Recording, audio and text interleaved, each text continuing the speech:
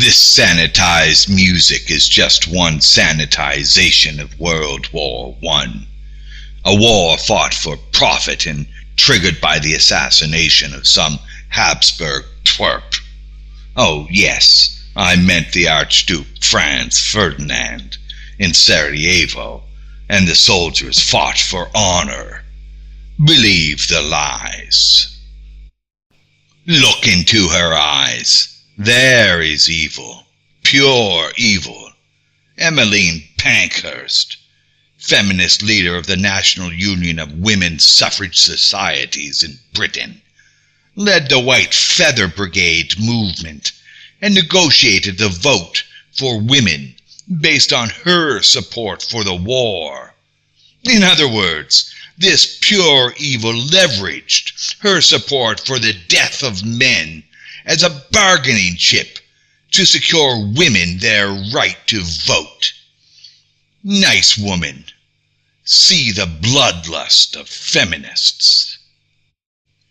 In this man's eyes we see pathetic, arrogant stupidity, soused in alcohol, slightly inbred, and a pathetic patsy to evil. He started the White Feather Brigade to serve his friends well.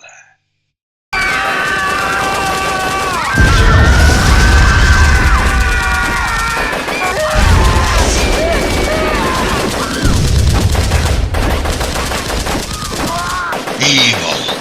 This was the birth of women's vote in Britain, leveraging the deaths of men. Go to hell. Bloodthirsty, inhuman, monstrous. The dark hand of the inevitable. The White Flag movement was the presenting of men in civilian clothes with a white feather in order to shame them into signing up and fighting for Britain in World War I. The handing out of white feathers by eligible young women continued even after conscription in 1916 removed the free choice of British men to refuse to fight this foreign war. This tactic, as well as other support for the war, gave the suffrage movement its needed push to have the government of Britain give women the vote. But it should be noted that due to the huge numbers of dead men from the war, the government initially did not give women under 30 the vote, as this would have made women the vast majority of voters. Women vote on the dead bodies of men that women shamed to their deaths. The ineffectiveness of the second phase of the suffrage movement was countered with the third militancy phase from 1905 to the vote, where the fight for women's suffrage involved acts of the destruction of property, as well as a strategic push to include working-class women. This third phase, under the leadership of Emmeline Pankhurst and her daughter, Christabel Pankhurst, became radical with the look, feel, and design of a quote-unquote sex war. Today's gender war is nothing new. While Pankhurst had brought working-class women into the suffrage movement in the hopes of expanding from their previous base of elite conservative women, when the war allowed Pankhurst an opportunity to propel the movement on the dead bodies of these working-class women's husbands and sons, Pankhurst and the suffrage leadership removed working-class suffragettes from positions of power and made their deal with the elite of the government. Emmeline Pankhurst toured the country, making recruiting speeches. Her supporters handed the white feather to every young man they encountered wearing civilian dress, and bobbed up at Hyde Park meetings with placards, "Intern them all." An observer at the time said, "Some women were looking for a bit of fun as they policed the boundaries of acceptable masculine behavior. Others were clearly just angry at those men who refused to serve." Men of the West must defend the community, not fight for a government. Like the Swiss men, all are armed, all are trained, and only idiots would even think of attacking that country. Men are idiots to be disarmed. Evil men and women want men disarmed so that they can be killed, swept up in a nationalistic furor, used by evil people for their gains. Today in the West, women in government have made the bedroom the battlefield, and it is a crowded battlefield, with police, lawyers, social workers, bailiffs, sheriffs, child services, all believing the emotions of women. All the while, men and women are using women's delusional fear to their advantage, just like they did in 1914 to 1918.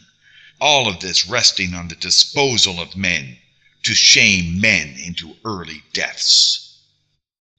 This no-holds-barred feminist bloodletting is the strategy Mgtow is up against. A completely evil and heartless strategy.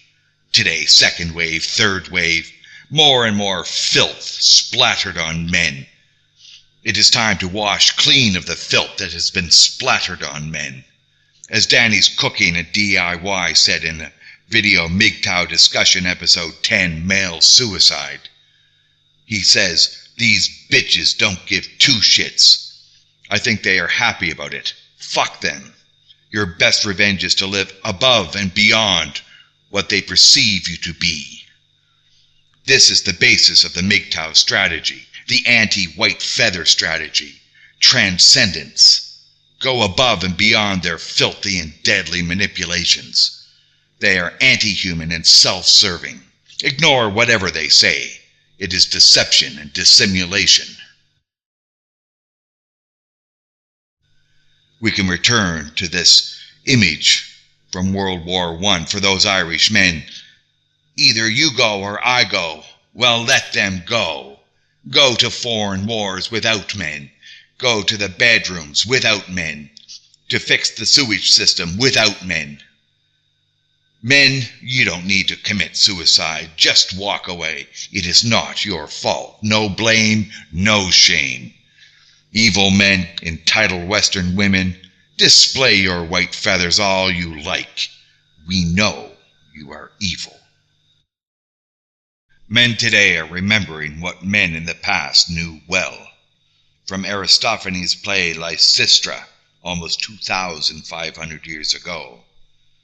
Lysistra, there are a lot of things about us women that sadden me, considering how men see us as rascals. Calvini-Lefebvre, as indeed we are.